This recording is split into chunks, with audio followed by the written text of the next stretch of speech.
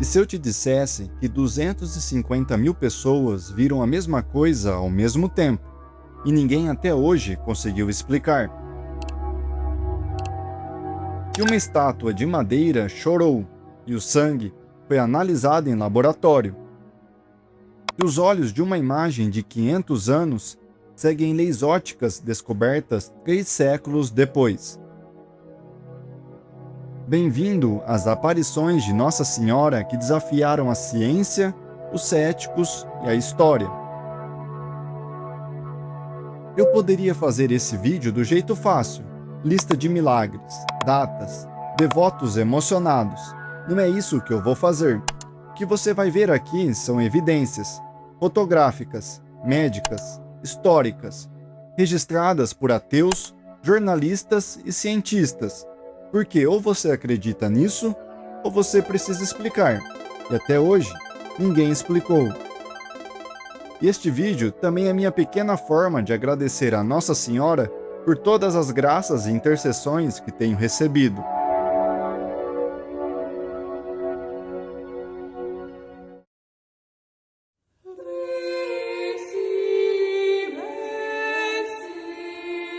Junho de 1967.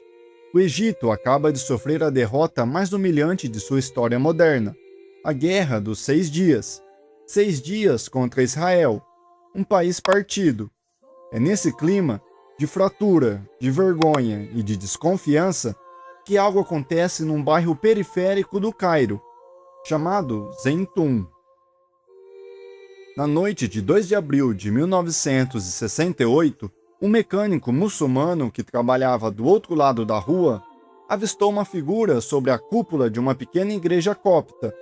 Ele pensou que era uma mulher prestes a se jogar e chamou a polícia. Quando as autoridades chegaram, já havia uma multidão. A figura havia desaparecido, mas ela voltou. Durante 3 anos, de 1968 a 1971, a figura retornou de 2 a 3 vezes por semana. O jornal Al-Ahram publicou o fenômeno. Os serviços de inteligências investigaram.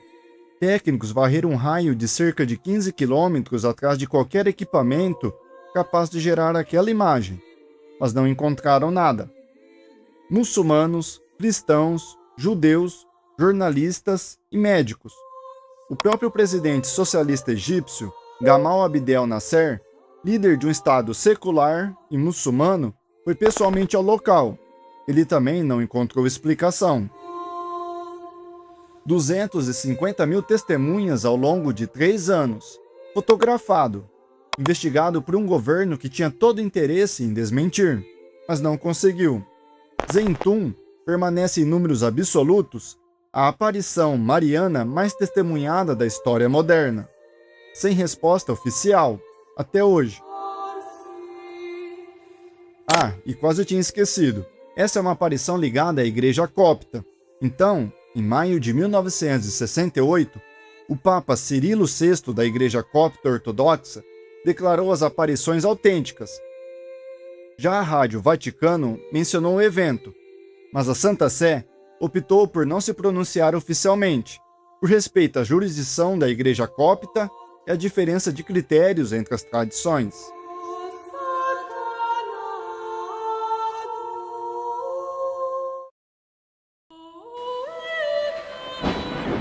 (21 de agosto de 1879), interior da Irlanda, chuva torrencial.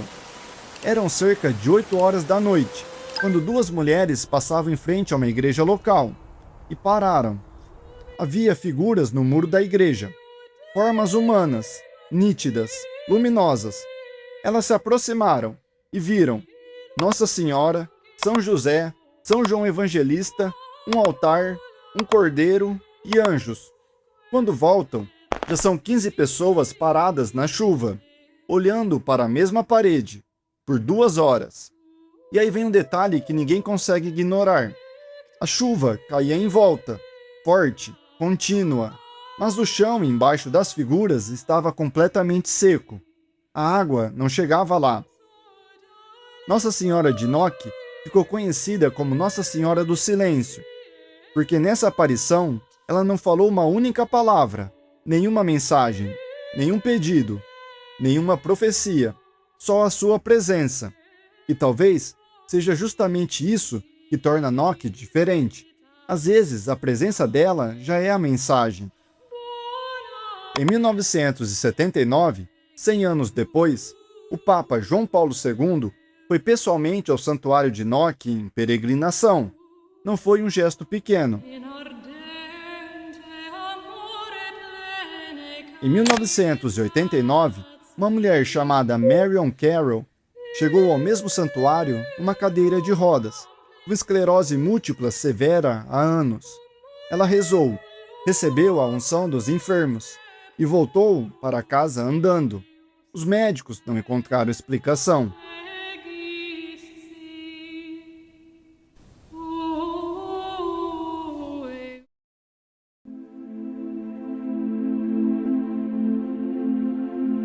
E agora chegamos a Nossa Senhora de Guadalupe, a padroeira da América Latina.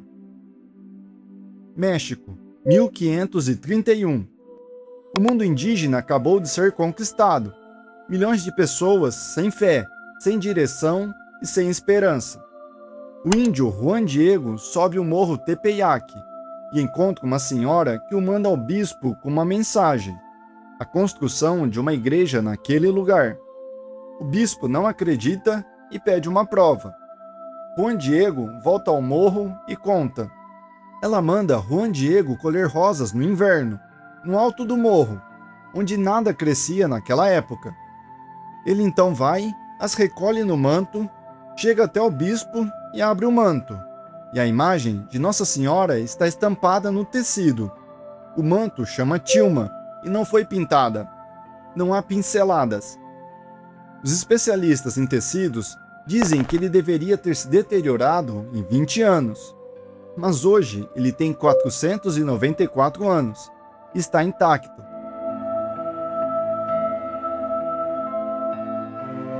Sobreviveu a ácido nítrico derramado acidentalmente sobre o tecido. Sobreviveu também a uma bomba explodida na Basílica em 1921, que destruiu o altar de metal ao redor e não deixou uma marca no pano. Essa bomba deixou um crucifixo que estava em frente ao manto retorcido.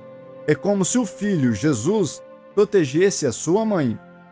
Mas o detalhe mais perturbador não é a durabilidade, são os olhos. Em 1929, o fotógrafo oficial da Basílica de Guadalupe notou o reflexo de um rosto nos olhos da imagem. Já em 1956, o oftalmologista Javier Torroella Bueno confirmou: os olhos da tilma seguem as leis de Purkinje-Sanson, o mesmo comportamento óptico de um olho humano vivo, com reflexo triplo de objetos à frente. Essas leis foram descritas formalmente em 1830, 300 anos depois da imagem ter sido criada. Em 1979, o Dr. José Asti Tonsman ampliou as córneas 2.500 vezes por computador e encontrou 13 pessoas refletidas em ambos os olhos, nas posições exatas que um olho humano vivo registraria. É como se fosse uma fotografia no exato momento do milagre, gravado nos olhos. 500 anos olhando de volta para a gente, e ninguém ainda sabe como.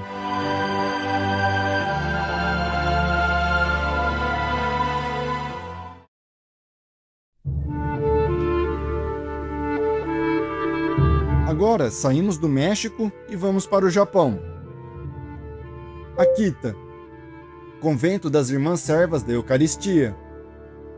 Irmã Agnes Sasagawa, surda, com feridas inexplicáveis nas mãos, começa a receber mensagens. 3 mensagens, cada vez mais sombrias. A terceira falava em chamas caindo do céu, em sobreviventes com inveja dos mortos. É perturbador, eu sei, mas vamos aos fatos que qualquer pessoa pode verificar. Em outubro de 1973, diante de múltiplas testemunhas, uma estátua de madeira começou a chorar. Não uma vez, mas 101 vezes, até 1981. O bispo local coletou o líquido e enviou para análise médica. O professor Eiji Okuhara do Departamento de Bioquímica da Universidade de Akita, analisou as amostras do sangue, das lágrimas e do suor, e ele confirmou: era material humano real. As amostras foram então passadas para o Dr. Saji Saka, médico legista e não cristão, e foi o mesmo resultado.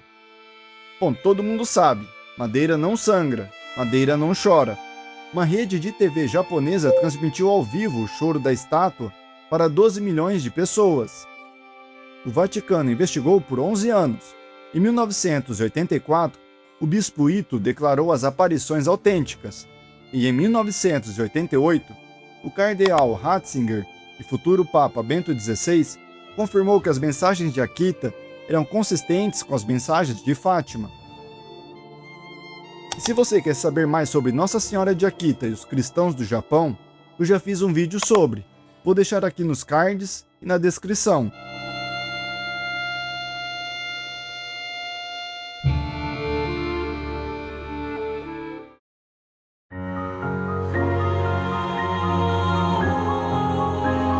Outubro de 1917. A Europa estava em guerra.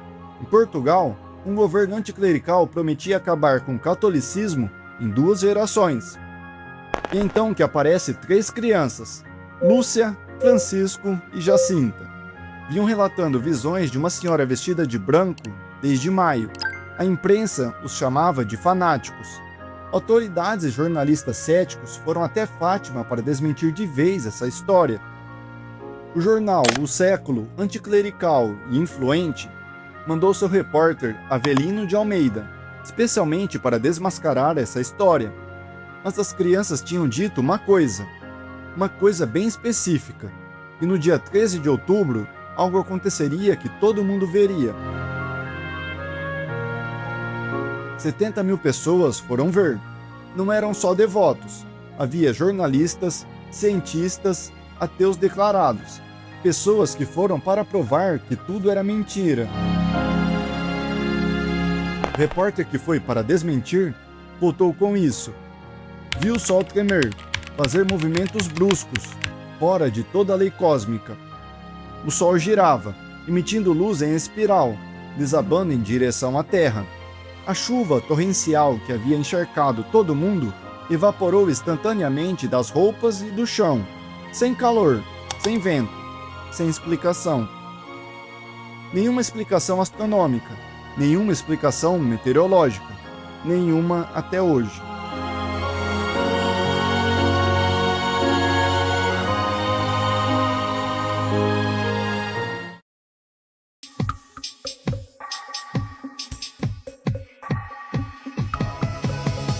Cinco aparições, 4 continentes, quase 500 anos de distância entre a primeira e a última.